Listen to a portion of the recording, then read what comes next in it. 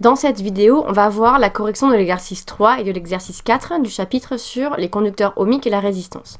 Donc dans l'exercice 3, on nous dit que dans le circuit électrique d'un mini-drone, le moteur, la LED et le conducteur ohmique sont branchés en série avec le générateur. C'est le circuit qu'on voit ici, le générateur, la LED, le conducteur ohmique et le moteur. À l'aide des données indiquées sur le schéma, calculer la résistance du conducteur ohmique.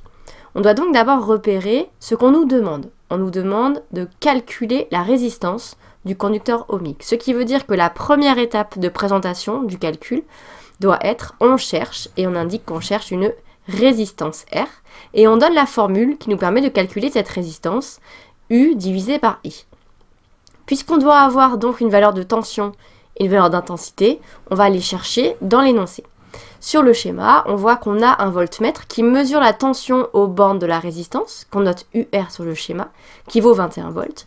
Et on voit que l'intensité qui circule dans ce circuit en série est de 0,7 ampères. Puisqu'on a un circuit en série, l'intensité est la même partout dans le circuit. C'est donc l'intensité qui traverse le conducteur ohmique. La deuxième étape est donc d'indiquer les données. 0,7 ampères et 21 volts. On connaît donc U égale 21 volts et I égale 0,7 ampères. Maintenant, on va pouvoir réaliser le calcul. On reprend la formule R égale U divisé par I. On remplace les valeurs de U et de I par ce qu'on a trouvé dans l'énoncé en laissant les unités. Et on réalise le calcul. Et on n'oublie pas de préciser l'unité de la résistance à la fin du calcul, ici donc le ohm. Il suffit maintenant de conclure. On conclut, la résistance du conducteur ohmique est de 30 ohms. Pour l'exercice 4, donc il s'agit du graphique que je vous ai distribué à la fin de l'heure, qui nous montre la tension en fonction de l'intensité pour un conducteur ohmique. C'est un peu comme l'expérience qu'on avait réalisée lors de l'activité 1 de ce chapitre.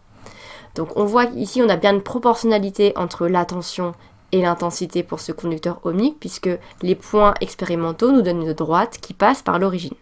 Et on nous demande de déterminer la valeur de la résistance de ce conducteur ohmique pour lequel on a fait cette expérience. À nouveau, la première question à se poser est qu'est-ce qu'on nous demande? On nous demande la valeur de la résistance. Donc première chose, on indique la formule avec ce qu'on cherche. On cherche donc R égale U sur I. Donc là, on a indiqué dans un premier point formule. Ensuite, on va aller chercher les informations sur les valeurs de U et I qu'on peut utiliser pour faire notre calcul. Ici, ce qui est important, c'est de prendre un point du graphique et de lire la tension et l'intensité correspondantes. Pour être le plus précis possible, il faut prendre un point avec des valeurs les plus grandes possibles.